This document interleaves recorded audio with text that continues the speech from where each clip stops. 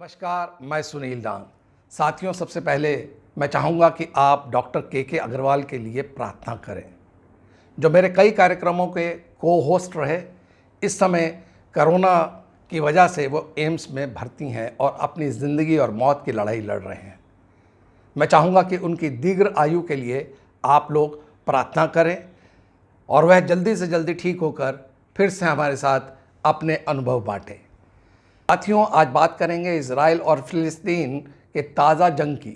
क्या यह जंग वर्ल्ड वार की तरफ जा रही है? क्योंकि सभी बड़ी शक्तियां इसमें धीरे धीरे प्रत्यक्ष और अप्रत्यक्ष रूप से भाग ले रही हैं।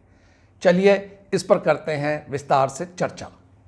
रमज़ान के पवित्र महीने में अल अक्सा मस्जिद पर हमला मानवता और अंतर्राष्ट्रीय कानून के खिलाफ है। इजराइल और फिलिस्तीन के बीच शुरू हुआ विवाद अब जंग में तब्दील होता जा रहा है। अभी तक 100 लोगों की मौत हुई है, जिसमें से 93 फिलिस्तीनी हैं और कई शहरों में यहूदी और अरब लोगों के बीच दंगे भी शुरू हो गए हैं। जुमेरात के दिन भी हमास झुकने के मूड में नज़र नहीं आ रहा और उसने 180 रॉकेट और दागे। इस जंग में अब अमेरिका की भी एंट्री हो गई है। अमेरिका ने इजराइल और फिलिस्तीनी नेताओं से बात कर जंग रोकने की अपील की है। अमेरिका के secretary of state Antony Blinken ने इजराइल के अपने रक्षा करने के अधिकार का समर्थन करते हुए जंग को रोकने का आह्वान किया है और कहा है कि तनाव को जल्दी से जल्दी ख़त्म करने की कोशिश की जाए। इसके लिए उन्होंने एक वरिष्ठ राजनयिक को भेजा है।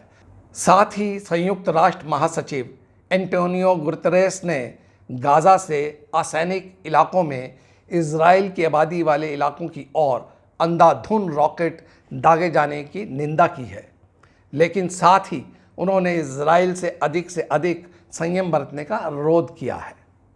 वहीं इजरायलियों ने कहा कि हमास के चरमपंथियों ने सोमवार से अब तक गाज़ा से 1700 रॉकेट दागे हैं। इसमें से 850 इजराइल में गिरे हैं, जबकि करीब 300 को इजराइल के ही डोम एयर डिफेंस सिस्टम ने नाकाम कर दिया। वहीं इजरायलियों ने सैकड़ों हवाई हमले करके गाज़ा के 2 टावरों को ध्वस्त कर दिया। माना जा रहा है कि इन टावरों में हमास के शीर्ष कमांडर मौजूद थे। 10 से ज़्यादा हमास कमांडरों की मृत्यु हो गई है।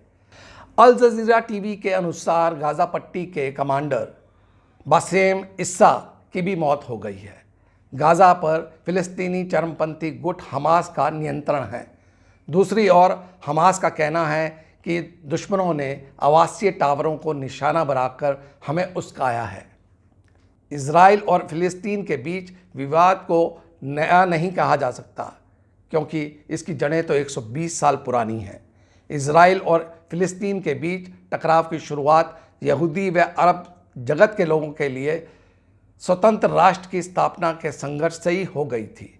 1947 में संयुक्त राष्ट्र के इजराइल के अस्तित्व को मान्यता देने के बाद से ही इस क्षेत्र में हिंसा और तनाव का दौर जारी है। अब ये देखना होगा कि इजराइल को फिलिस्तीन के मुद्दे पर चुनौती देने वाला हमास कितना ताकतवर है। हालांकि सच यह भी है कि संघर्ष एक गैर बराबरी वाला मुकाबला है।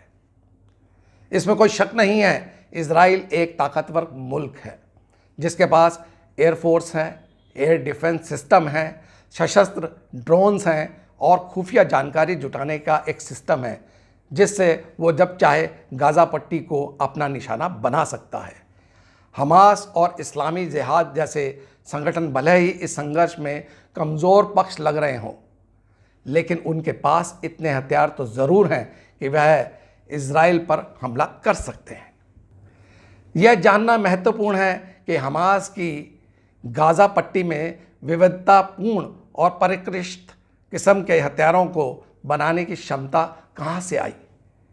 इसे लेकर इजराइल और बाहर के विशेषज्ञों का मानना है कि इसकी तकनीक उसके पास ईरान से ही पहुंची है। उनका कहना है कि गाज़ा पट्टी में इसकी इंडस्ट्री इराक की मदद से ही खड़ी हुई है। यही वजह है कि इजराइल हमलों पर मुख्य निशाना हथियारों की ये फैक्ट्रियां और उनके भंडार हैं। हमास के पास कितनी मिसाइलों का स्टॉक है, इसका अनुमान लगाना नामुमकिन है। ये बातें पक्की तौर पर कही जा सकती हैं कि हमास के पास हज़ारों की संख्या में अलग अलग तरह के हथियार हैं। इजराइल और हमास के बीच शुरू हुई इस ताज़ा हिंसा से जुड़े कई वीडियोस इंटरनेट पर सर्कुलेट हो रहे हैं।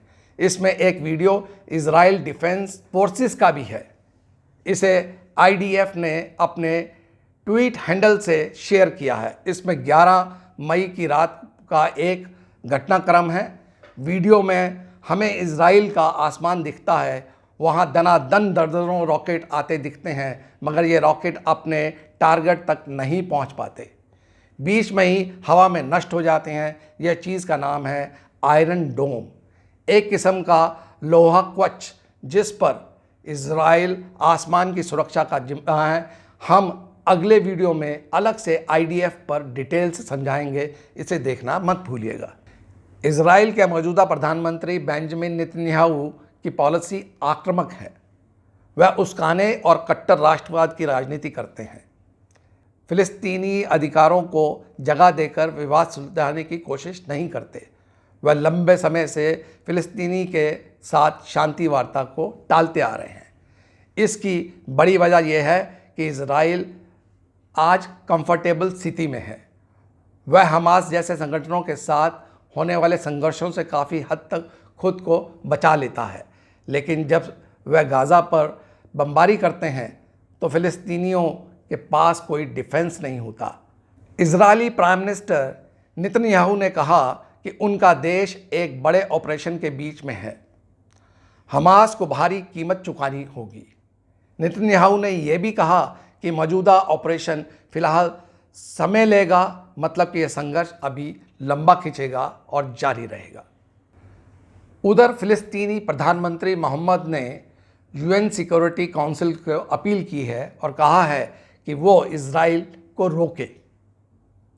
इजराइल के खिलाफ हमलों में हमास के अलावा इस्लामिक जिहादी मूवमेंट नाम का संगठन भी इसमें शामिल है। इसके सेक्रेटरी जनरल जिहाद अल नखालहा ने कहा कि वह जंग जारी रखेंगे, चाहे कुछ भी हो जाए, पीछे नहीं हटेंगे। दोनों पक्ष एक दूसरे को ज़्यादा से ज़्यादा चोट देने में लगे हैं, और ये चोट सबसे ज़्यादा लग रही है किसको? क्या आम आबादी को?